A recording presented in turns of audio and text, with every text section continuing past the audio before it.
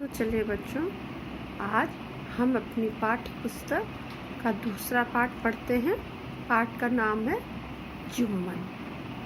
ठीक, जुम्मन को जब मैंने पहली बार देखा तब मैं कुल 7 वर्ष का था।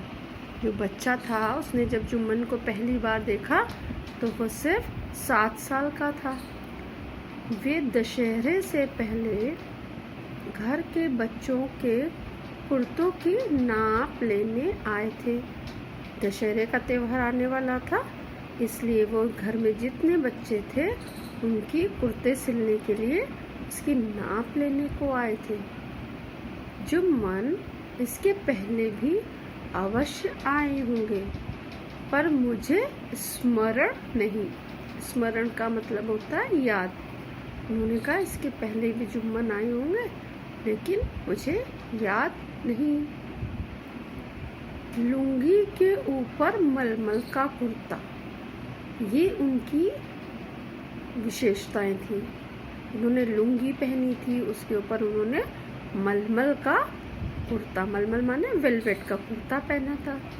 सिर पर दुपलिया लखनवी टोपी, एक तरह की टोपी होती है जिसका नाम होता है दुपलिया, उस तरह की लखनवी टोपी पहनी हुई थी, जिसके नीचे से निकले हुए उनके संवरे हुए लंबे लंबे गंगा जमुनी बाल। बेटा, गंगा जमुनी बाल का मतलब एक बाल तो बाल ही हुए। गंगा जमुनी का मतलब होता है एक ऐसी सभ्यता जिसमें जितने भी हिंदू मुस्लिम लोग हैं वो एक साथ रहते हैं। जब एक साथ 2 संप्रदाय के लोग रहते हैं तो वहाँ पर रहने वाले लोग उस विचारधारा को कहते हैं गंगा जमुनी विचारधारा। तो उसी तरह उस टाइम में जितने लोग रहते थे, चाहे वो हिंदू हो या मुसलमान हो, वो अपने बालों को एक ही तरह से संवारते थे। इसीलिए वो संवारने के तरीके को यहाँ पे बोला गया है गंगा जमुनी बाल। चेहरे पर दाढ़ी, कंधे पर कपड़ा नापने का फीता, कपड़ा नापने का फीता मतलब इंची टेप, और दाहिने हाथ में दर्जियों की कैंची। दाहिने का मतलब होता है राइट हैंड, जिससे वो कपड़ा काटने में उनको सहायता मिलती थी। जुम्मन का यह रूप मेरे मन में आज भी स्पष्ट है।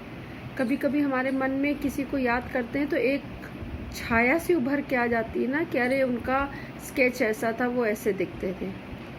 तनिक भी धूमिल नहीं पड़ा। जो उन्होंने 7 वर्ष की आयु में देखा था, उस बच्चे को आज भी याद है कि वो ऐसे दिखते थे, और वैसा ही उनके मन में, दिमाग में उनका स्केच बन गया। जुम्मन हमारे पुश्तैनी दर्जी थे।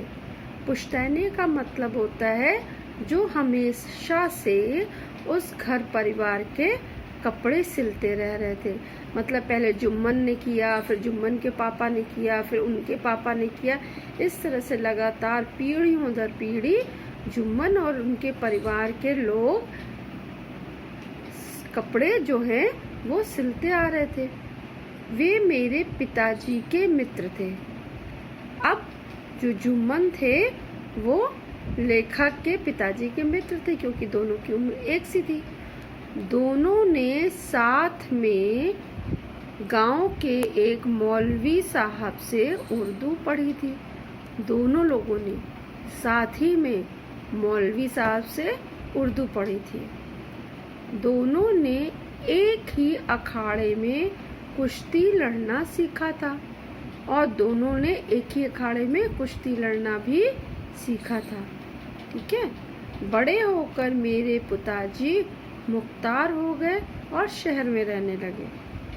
जब मेरे पिताजी बड़े हुए, उनकी नौकरी लग गई, तो वो शहर में रहने लगे। और मेरे पिताजी को संसार भर के किसी दर्जी का काम पसंद नहीं था। मतलब वो शहर में तो रहते थे, लेकिन कपड़े किससे सिलवाते थे? जुम्मन से। वे कहते कुर्ता और अचकन की जैसी काट जुम्मन काटते हैं वैसी कोई नहीं काट सकता।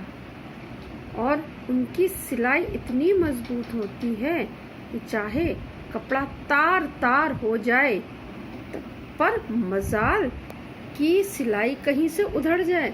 जो पिताजी थे उनको कहीं किसी की भी पसंद नहीं आती थी। वे कहते थे कि कपड़ा चाहे तार तार हो जाए उसकी सिलाई भी नहीं उधड़ती थी। जुम्मन भी गर्व से कहते थे, 7 पीढ़ियों से मेरे यहाँ दर्जी का धंधा हो रहा है। मतलब वे भी, उनको भी बहुत ज़्यादा गर्व हो जाता था कि 7 पीढ़ियों से उनके यहाँ भी दर्जी का काम हो रहा है।